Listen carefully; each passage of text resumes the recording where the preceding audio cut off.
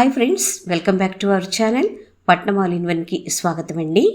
గత కొంతకాలంగా కొంతమంది మిత్రులు హిందీ భాష కా ఉద్భవ్ और వికాస్ అట్లాగే ఉపభాషాయే బోలియా వీటి గురించి చెప్పండి మేడం అని అడుగుతున్నారు. బట్ నా హెల్త్ ఇష్యూస్ వల్ల కొంత ఆలస్యమైంది. అయితే ఈరోజు ఈ అంశం గురించి మాట్లాడుకుందాము. అయితే ఈ అంశం చాలా పెద్దది కనుక వీడియో లెంతీ అయ్యే అవకాశం ఉంటుంది. ఒకవేళ మరీ ఎక్కువ లెంతీ అవుతుంది అని అనుకుంటే నేను మధ్యలోనే స్టాప్ చేసేసి మిగిలిన అంశాలను పార్ట్ 2 వీడియోలో చెప్పడానికి ప్రయత్నం చేస్తాను. ఈ వీడియోలో నేను చెప్పినటువంటి అంశాలు మీకు నచ్చినట్లయితే వెంటనే ఒక లైక్ ఇచ్చేసేయండి. అలాగే ఇవి ఎవరికి ఉపయోగపడతాయో వాళ్ళకి మాత్రం తప్పకుండా షేర్ చేయండి. మరి ఆలస్యం చేయకుండా వీడియోలోకి విడదామా? आज हम हिंदी भाषा का उद्भव और विकास, उसकी उपभाषाएं और बोलियां, इन सब के बारे में बात करेंगे. लेकिन हिंदी भाषा के बारे में जानने से पहले भाषा क्या होती है और उसकी क्या विशेषताएं होती है, इनके बारे में जानने की कोशिश करेंगे. भाषा विचार विनिमय का साधन है. अपने विचारों को या अपनी भावनाओं को व्यक्त करने के लिए जो साधन होता है, जो माध्यम होता है, उसे हम भाषा कहते हैं. कभी कभी हम इशारों से या संकेतों से भी कुछ बोलते हैं, कुछ समझते हैं. जैसे कि सामने वाले हमें रुकने के लिए हाथ दिखाता है तो इस इशारे को हम समझकर रुक जाते हैं. कोई हमें हंसने के लिए इशारा करता है तो हम हंसते हैं. मतलब सामने वाले की इशारों को हम समझ रहे हैं. तब हमें संदेह होता है कि क्या सच में इशारे और संकेत ये सभी भाषा हो सकती है? ना, कदापि ना. भाषा वह होती है जो मुंह से बोली जाए और कानों से सुनी जाए. जब बच्चा जन्म लेता है तो 3-4 महीनों के बाद माँ की बातों को सुनने की, समझने की क्षमता रखता है. जैसे जैसे वो बड़े होवेगा बोलने की कोशिश करता है. अर्थात सुनना, समझना, बोलना ये सभी कार्यक्रम से होते हैं. मतलब भाषा वह होती है जो मुंह से बोली जाए और कानों से सुनी जाए, उसी को हम भाषा कहते हैं. भाषा की मुख्य रूप से 2 विशेषताएं होती हैं. एक, भाषा निरंतर परिवर्तनशील होती है और दूसरी, भाषा हमेशा कठिन से सरल की ओर सफर करती है. चलिए अब हम हिंदी भाषा के उद्भव के बारे में बात करेंगे. ఈ రోజు నేను చెప్పబోయేటువంటి ఈ సబ్జెక్టు దీన్ని నేను అర్థం చేసుకోవడానికి రెఫరెన్స్గా తీసుకున్నటువంటి పుస్తకాలు ఏవి అంటే ఆచార్య మహావీర్ ప్రసాద్ ద్వివేది గారు రాసినటువంటి హిందీ భాషకి ఉత్పత్తి అనేది ఒకటి, అట్లాగే డాక్టర్ భోలానాథ్ తివారీ గారు రాసినటువంటి హిందీ భాషక సంక్షిప్త ఇతిహాస్ ఇది ఒకటి. అట్లాగే మరికొన్ని పుస్తకాలు నేను ఈ విషయాన్ని అర్థం చేసుకోవడానికి నాకు చాలా దోహదపడ్డాయి అని చెప్పవచ్చు. ఆచార్య మహావీర్ ప్రసాద్ ద్వివేది గారు రచించిన హిందీ భాషకి ఉత్పత్తి అనే పుస్తకంలో మొదటి పేరాను ఇక్కడ ఇస్తున్నాను చూడండి. దీని సారాంశం ఏంటంటే మన దేశంలో దాదాపు 147 భాషలు ఉన్నాయి. అందులో ఒకటి మన హిందీ. హిందీ అనేది భారోపియా భాషా కుటుంబానికి చెందినది. ఈ భారోపియా అంటే అర్థం ఏంటి అంటే భారత్, యూరోపు దేశాలకు సంబంధించినటువంటి భాషలు అని అర్థం. దీన్ని మనము ఇండో యూరోపియన్ లాంగ్వేజెస్ అని కూడా అంటాం. అంటే దీన్ని బట్టి మనకేమర్థం అవుతుంది అని అంటే మన పూర్వీకులు, యూరోపియన్ పూర్వీకులు ఒకే చోట నివసించేవాళ్ళు అని, ఒకే భాష మాట్లాడేవాళ్ళు అని అర్థం. అయితే వాళ్ళు నివసించినటువంటి ప్రదేశం గురించి భాషా శాస్త్రవేత్తల్లో భిన్న అభిప్రాయాలు ఉన్నాయి. కొందరేమో హిందూకుష్ పర్వతాల దగ్గరని అంటారు, మరికొందరేమో కాదు కాకేషస్ దగ్గర అని అంటారు, కొందరేమో నార్త్ వెస్ట్ యూరోప్ దగ్గర అని అంటారు. ఇట్లా రకరకాల భిన్న అభిప్రాయాలను వాళ్ళు వెలిబుచ్చడం జరిగింది. ఇక్కడ హిందూకుష్ పర్వతాల గురించి చెప్పారు. మరి ఈ హిందూకుష్ పర్వతాలు ఎక్కడున్నాయంటే ఇక్కడ ఆఫ్ఘనిస్తాన్ ఉంది కదా, ఇక్కడ తర్వాత ఇటువైపు పాకిస్తాన్ ఉంది చూడండి, ఈ మధ్యలో ఈ హిందూకుష్ పర్వతాలు ఉంటాయన్నమాట. మరికొంతమంది లేదు కాకేషస్ దగ్గర ఉన్నారు అని. ఈ కాకేషస్ ఎక్కడుంది అని అంటే ఇక్కడ కాస్పియన్ సముద్రం ఉంది కదా దీనికి, అట్లాగే ఇటువైపు బ్లాక్ సీ అంటే నల్ల సముద్రం ఉంది చూడండి, ఈ మధ్యలో ఉండేటువంటి ప్రాంతాన్ని కాకేషస్ అని అంటారు. మరికొంతమంది ఏమన్నారు, లేదు లేదు ఇక్కడ కాదు అర్మేనియాలో ఉన్నారు అన్నారు. ఆర్మేనియా అనేది ఒక చిన్న ఎల్లో కలర్లో మీకు ఒకటి కనిపిస్తుందా, చిన్న దేశము, అదే ఇది. నిజానికి ఈ భాగమంతా కూడా కాకేషస్ క్షేత్ర భాగమే. అంటే ఈ కాకేషస్ పర్వతాలని ఇక్కడ ఉంటాయి. అది ఈ రష్యాను ఈ భూభాగాన్ని వేరు చేస్తూ ఉంటాయన్నమాట. సో ఈ ప్రాంతానంతా కాకేషస్ ప్రాంతం అని అంటారు. అయితే ఇక్కడ పర్టికులర్గా అర్మేనియా అని చెప్పారు కాబట్టి ఇక్కడ చూపిస్తున్నా. సో ఇక్కడ ఉన్నారు అని అట్లా. తర్వాత కొంతమంది లేదు లేదు ఆక్సస్ నదీ తీర ప్రాంతంలో ఉన్నారు అని. ఈ ఆక్సస్ నదిని పూర్వకాలంలో ఆక్సస్ నది అని పిలిచేవాళ్ళు, బట్ ఇప్పుడు దాన్ని ఆము దరియా అని పిలుస్తున్నారు. దరియా అంటే హిందీలో నది అని అర్థం. ఓకే, సో ఇక్కడ ఉంది చూడండి, ఆము దరియా కనిపిస్తుందా మీకు? సో ఈ తీర ప్రాంతంలో ఉన్నారు అని కొంతమంది. సో ఇట్లా రకరకాలుగా. మరికొంతమంది ఏం చెప్పారు అంటే, లేదు లేదు ఇక్కడ పైన రూస్ ఉంది కదా, అంటే రష్యాకు దక్షిణ భాగము, అట్లాగే సెంట్రల్ ఏషియాకు ఉత్తర భాగము, ఈ సరిహద్దుల్లో ఉన్నారు అని. ఇలా భిన్న భిన్న అభిప్రాయాలను వ్యక్తపరిచారు భాషా శాస్త్రవేత్తలు. సో ఏదేమైతేనేముంది, చివరికి అందరూ అంగీకరించింది ఏంటంటే వీళ్ళు సెంట్రల్ ఏషియాలో ఉన్నారు అని. అయితే సెంట్రల్ ఏషియా అన్నారు కానీ సెంట్రల్ ఏషియాలో ఏ ప్లేసు అని పిన్ పాయింట్గా మనకు ఇది అని చెప్పలేదు. సో సెంట్రల్ ఏషియా అనేది చాలా పెద్దది. ఇక్కడ చూడండి, కజకిస్తాన్ ఉంది, ఇక్కడ ఉజ్బెకిస్తాను, తుర్కమెనిస్తాను, తజికిస్తాను, కిజికిస్తాను, ఇన్ని ఉన్నాయి. సో ఇక్కడ ఎక్కడున్నారు అనేది మనకు తెలియాలి అంటే ఒకే ఒక చిన్న క్లూతో మనం కనుక్కోవచ్చు. ఎక్కడ అంటే రష్యాకి దక్షిణాన, అట్లాగే సెంట్రల్ ఏషియాకి ఉత్తరాన అన్నారు. అంటే ఈ ప్లేస్లలో ఎక్కడ ఉండొచ్చు అని అనుకున్నారు. అయితే 1956 సంవత్సరంలో లిథువేనియా అమెరికన్ పురావస్తు శాస్త్రవేత్త మారిజా జింబోటోస్ ఇక్కడ తవ్వకాలు జరిపారట. అక్కడ సమాధులు ఉంటాయి కదా, ఆ సమాధుల పైన రాళ్ల గుట్టలను పేర్చే అలవాటు ఆ సంస్కృతి వాళ్ళకుందట. సో ఆ రాళ్ల గుట్టలను తొలగించినప్పుడు అక్కడ మానవుని ఎముకలు, అట్లాగే గుర్రాల ఎముకలు, కొన్ని ఇత్తడి సామాన్లు ఇట్లాంటివేవో లభించాయట. సో వాటిని పరిశోధన చేసినప్పుడు ఇవి క్రీస్తు పూర్వము 4000 సంవత్సరాల నుండి 3000 సంవత్సరాల మధ్యకాలం నాటివి అని తేలింది. అంటే ఆ టైంలో అక్కడ ఈ ఇండో యూరోపియన్ లాంగ్వేజెస్ ఫ్యామిలీకి చెందినటువంటి పూర్వీకులు ఉన్నారు అన్న విషయం తెలిసింది. ఇక్కడ కాస్పియన్ సముద్రం కనిపిస్తుందా, ఇక్కడేమో నల్ల సముద్రం అంటే బ్లాక్ సీ. ఈ రెంటి మధ్యలో ఇది చూడండి, ఇక్కడ కాకేషస్ పర్వతాలు ఉంటాయి. సో ఈ కాకేషస్ పర్వతాల వెనకాల అంత గడ్డి మైదానాలు ఉన్నాయి. సో ఈ గడ్డి మైదానాలు అంటే ఇక్కడి వరకు చాలా దూరం విస్తరించి ఉన్నాయి అవి. సో ఈ ప్రాంతాల్లో ఈ ఇండో యూరోపియన్ పూర్వీకులు ఉన్నారు అన్న విషయము మనకు ఆధారాలతో బయటపడింది. సో ఉక్రెయిన్కు దగ్గర అంటారు, అందుకని ఇక్కడ ఉక్రెయిన్ కనిపిస్తుంది చూడండి. సో ఈ గడ్డి మైదానాల్లో వాళ్ళు నివసించేటప్పుడు గుర్రాలను ఎక్కువగా మచ్చిక చేసుకునేవాళ్ళు. ఎందుకంటే అది వాళ్ళకు ట్రాన్స్పోర్ట్గా ఎక్కువగా ఉపయోగపడుతుంది అదనమాట. సో గడ్డి మైదానాల్లో ఈ గుర్రాలు అనేవి చాలా వేగంగా పరిగెత్తగలుగుతాయి, వాళ్లకు ట్రాన్స్పోర్ట్ అనేది ఈజీ అవుతుంది.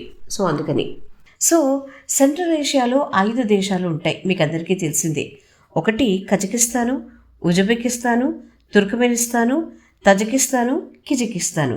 సో ఇక్కడ నుండి మన భారోపియ భాషా కుటుంబానికి చెందినటువంటి పూర్వీకులు ఈ సెంట్రల్ ఏషియాలోకి ఎట్లా వచ్చారు, సో ఇక్కడ నుండి మన దేశంలోకి ఎట్లా వచ్చారు, అట్లాగే ఈ భాషలు ఎట్లా రూపాంతరం చెందుతూ వచ్చాయి అనేది ఒక 1000 సంవత్సరాల సుదీర్ఘ ప్రయాణం అన్నమాట. సో దీని గురించి మనం తెలుసుకుందాం. ఈ ప్రజలు మొదట పశుపాలకులుగా ఉండేవాళ్ళు, ఆ తర్వాత వ్యవసాయం చేయడం కూడా మొదలుపెట్టారు. అయితే పశువులకు దానా కావాలి కదా, దానికి అట్లాగే వ్యవసాయానికి అనుకూలమైనటువంటి భూములు కావాలి. సో వీటిని వెతికేటువంటి క్రమంలో నిరంతరము ఒక చోటు నుండి ఒక చోటికి సంచరిస్తూ ఉండేవాళ్ళు. అందులో భాగంగానే ప్రజలు 2 సమూహాలుగా విడిపోయారు. ఒక సమూహము పశ్చిమానికి వెళ్ళింది, మరొక సమూహము తూర్పు వైపుకు వెళ్ళింది. అక్కడ మాట్లాడుకునేటువంటి ఇండో యూరోపియన్ భాష కూడా 2 శాఖలుగా విడిపోయింది. పశ్చిమానికి వెళ్ళినటువంటి ప్రజల భాషా శాఖ కెంతుం అయితే తూర్పు వైపుకు వెళ్ళినటువంటి ప్రజల భాషా శాఖ సతం. అయితే తర్వాతి కాలంలో ఈ కెంతుం భాష నుండి గ్రీకు, లాటిను, కాల్టికు, ఇంగ్లీషు ఈ భాషలన్నీ కూడా పుట్టుకొచ్చాయి. ఈ సతం భాషా శాఖ నుండి ఏ ఏ భాషలు పుట్టుకొచ్చాయి అంటే ఇండో ఇరానీ భాష, అట్లాగే బోల్టో స్లావికో, మరికొన్ని తూర్పు వైపున ఉండేటువంటి భాషలు ఇవన్నీ కూడా పుట్టుకొచ్చాయి. అయితే ఈ ప్రజలు ఇక్కడి నుండి ఒక సమూహము తూర్పు వైపుకు బయలుదేరింది అని చెప్పుకున్నాం కదా.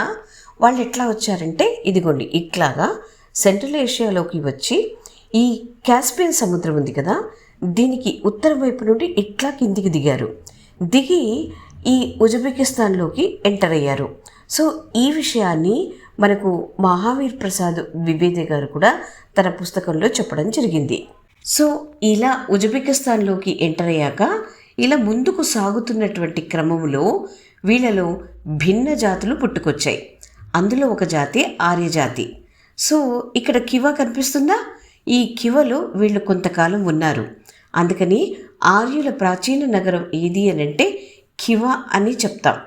ఆ తర్వాత ఇక్కడ ఆముదర్యా నది కనిపిస్తుంది కదా. సో ఈ నదీ తీరం వెంట ప్రయాణం చేసి ఇదిగోండి ఇక్కడ ఉజ్బెకిస్తాన్లో చివర్లో ఇక్కడ ఒక చిన్న ప్లేస్ కనిపిస్తుంది కదా, ఇదంతా ఫర్గాన్ లోయ. సో ఈ లోయలో ఖోకంద్ అని ఒక నగరం ఉంది. ఇది కూడా ఉజ్బెకిస్తాన్లోని ఒక చారిత్రాత్మకమైనటువంటి నగరం, అతి ప్రాచీనమైనటువంటి నగరం అని చెప్పొచ్చు. మళ్ళీ అక్కడ నుండి తజకిస్తాన్లోని బదక్షా చేరుకున్నారు. బదక్షా ఎక్కడుంది అని అంటే ఇదిగోండి ఇక్కడ ఆఫ్ఘనిస్తాన్ ఉంది కదా, దీనికి నార్త్ ఈస్ట్లో అంటే ఉత్తర తూర్పు వైపు, సో ఈ ప్రాంతంలో, అట్లాగే తజకిస్తాన్కి తూర్పు వైపు అంటే కరెక్ట్గా ఈ ప్రాంతంలో ఈ బదక్షా అనే నగరం ఉంది. బదక్షా చేరుకునేసరికి ఈ ఆర్యుల భాష ప్రోటో ఇండో ఇరానీ భాష అయ్యింది. సో బదక్షా చేరుకున్న తర్వాత ప్రజలు ఇక్కడ కూడా రెండు సమూహాలుగా ఏర్పడ్డారు. ఒక సమూహము ఇరాన్ వైపు వెళ్ళింది. ఈ ఇరాన్ వైపు వెళ్ళినటువంటి ఈ సమూహమే కొంత దూరం ప్రయాణించాక మళ్ళీ రెండు సమూహాలుగా విడిపోయి ఒక సమూహము పామిర్ మౌంటైన్స్ వైపు బయలుదేరితే మరొక సమూహము ఇరాన్లోని మర్వు ఫారస్ వైపు బయలుదేరింది. పామిర్ మౌంటైన్స్ వైపు వెళ్ళిన వాళ్లను దరద్ అని పిలుస్తారు. ఎందుకంటే ఇరానీ భాషలో దరద్ అంటే కొండ ప్రాంతం అని అర్థమట. సో వీళ్ళు పామిర్ అనే కొండ ప్రాంతం వైపు వెళ్ళారు కదా, అందుకని ఈ సమూహాన్ని దరద్ అని పిలుస్తారు. కొంతమంది ఈ పామిర్ నుండి ఇలా హిమాలయన్ వెంట బయలుదేరి కాశ్మీర్కి ఉత్తర భాగమైన ఈ ప్రాంతంలో చేరుకున్నారు. ఇరాన్ వైపు ముందుకు సాగినటువంటి సమూహము ఉంది కదా, అది ఇప్పుడు ప్రజెంట్ ఉండేటువంటి ఇరాన్లో మరువు ఫారస్ ఉంది కదా, సో అటువైపు బయలుదేరారు. సో ఇక్కడ ఉండేటువంటి ఈ ప్రజల భాష అంటే ఇరానీ భాష ఏదైతే ఉందో అది రెండు రకాలుగా రూపాంతరం చెందింది. ఒకటి పరిజిక్ భాష, రెండు మీడిక్ భాష. సో ఈ పరిజిక్ భాషని కాలక్రమేణా పెహెల్వీ భాషగా అంటే ప్రాచీన ఫారసీ భాషగా, అలాగే ఆధునిక ఫారసీ భాషగా రూపాంతరం చెందింది. ఇరానీ ఆర్యుల మత గ్రంథం అవెస్తా ఉంది కదా, దాన్ని మీడిక్ భాషలో రచించడం జరిగింది. అయితే జంద్ అవెస్తా అని అంటారు కదా, అదేంటి అంటే జంద్ అంటే అనువాదం లేక వ్యాఖ్యానం అని అర్థం. సో ఈ అవస్థా గ్రంథాన్ని తర్వాతి కాలంలో పెహెల్వీ భాష అంటే ప్రాచీన ఫారసీ భాషలోకి అనువాదం చేసి వ్యాఖ్యానం రాశారు.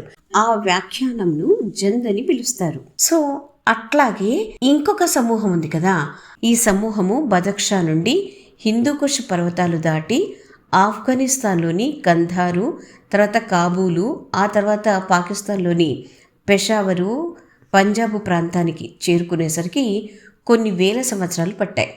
సో వీళ్ళు బయలుదేరినప్పుడు వీళ్ళ భాష ప్రోటో ఇండో ఇరానీ భాష.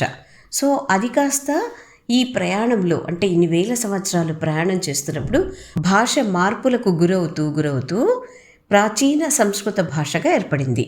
ఇరానీల మత గ్రంథమైన అవెస్తాలోని భాషకు అలాగే మన ఋగ్వేదంలోని భాషకు చాలా సామీప్యత ఉన్నది. అంటే మీడిక్ భాష అలాగే మన ప్రాచీన సంస్కృత భాష ఈ రెండింటికి కూడా చాలా దగ్గర పోలికలు ఉన్నాయన్నమాట. ఈ విషయాన్ని తెలియజేస్తూ ఆచార్య మహావీర ప్రసాద్ ద్వివేది గారు కొన్ని పదాలను మనకి ఇవ్వడం జరిగింది. వాటిని ఇక్కడ ఇస్తున్నాను చూడండి. సో వైదిక సంస్కృతంలో మిత్రని అంటాము, అదే అవస్థలో మిత్ర్ అంటారు. వాయు అని సంస్కృతంలో అంటే అవస్థలో వయు అని అంటారు. మనం దానవ్ అంటే అక్కడ అవస్థలో దాను, గాయ గాథ, ఆహుతి ఆజు ఇతి, దేవ్ దయేవ్. చూడండి ఎంత దగ్గరగా ఉన్నాయో కదా పోలికలు. ఇంకొక ఇంట్రెస్టింగ్ విషయం ఏంటంటే మేడిక్ భాషను మాట్లాడే వాళ్ళను అహుర్ అని అంటారు.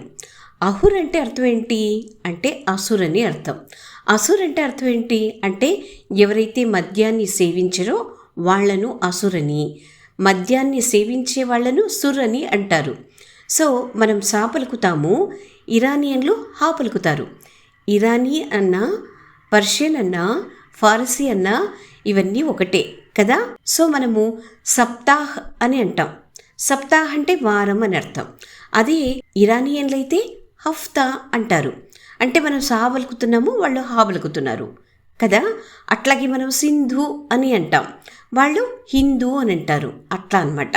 ఋగ్వేద ప్రారంభిక మంత్రాలలో సుర్ అసుర్ వీళ్ళిద్దరికీ కూడా ఒక పూజనీయ స్థానమే ఉండింది. అయితే కాలాలు మారుతున్నాయి, తర్వాత భాషలు మారుతున్నాయి.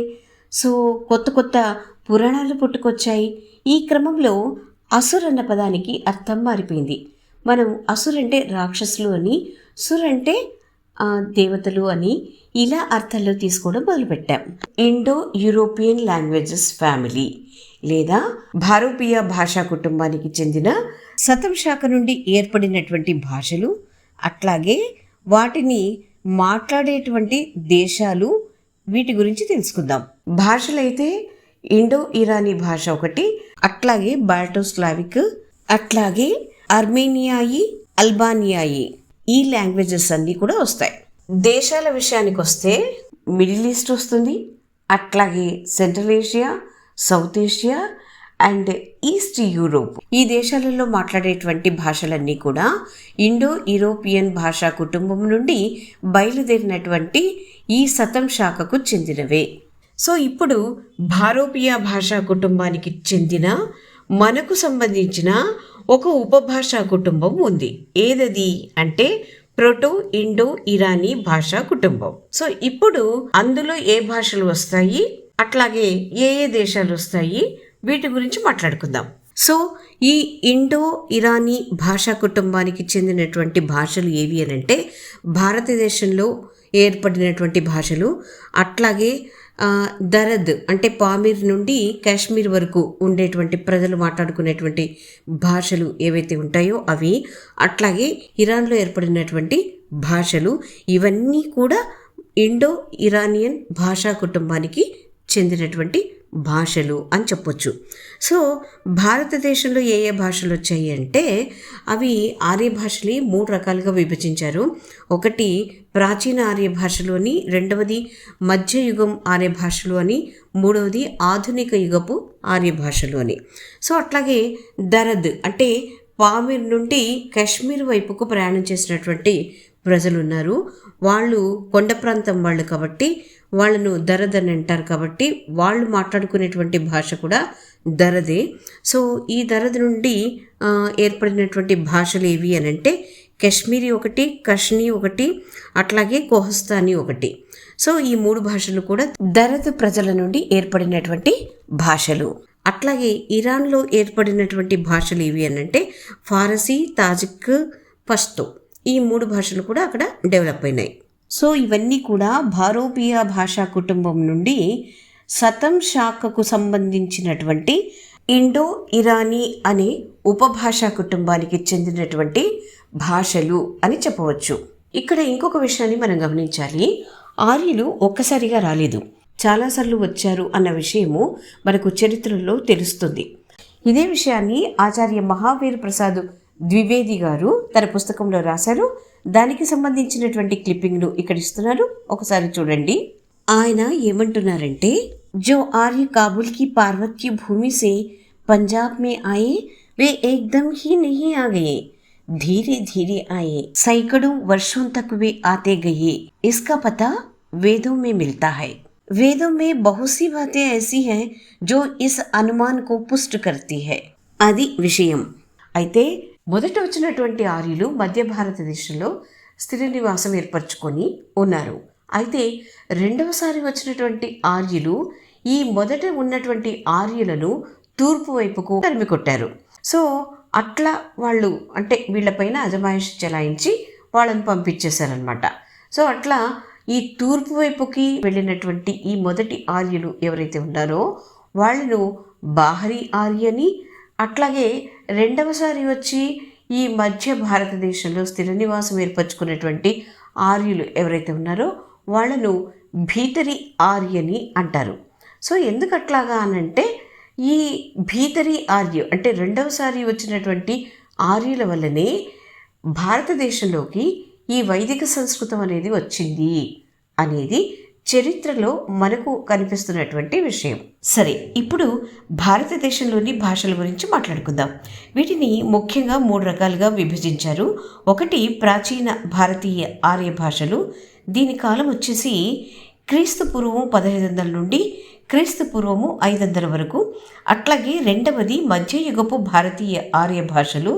దీని కాలం వచ్చేసి క్రీస్తు పూర్వము 500 నుండి క్రీస్తు శకము 1000 వరకు. అట్లాగే మూడవది ఆధునిక యుగపు భారతీయ ఆర్య భాషలు. ఇది క్రీస్తు శకము 1000 నుండి ఇప్పటి వరకు ఉండేటువంటి కాలము. प्राचीन भारतीय आर्य भाषा ये क्या है, मध्ययुगीन भारतीय आर्य भाषा ये क्या है और आधुनिक भारतीय आर्य भाषा ये क्या है, तथा हिंदी का उद्भव किस काल में किस भाषा से हुआ, इन सब के बारे में अगली वीडियो में जानने की कोशिश करेंगे।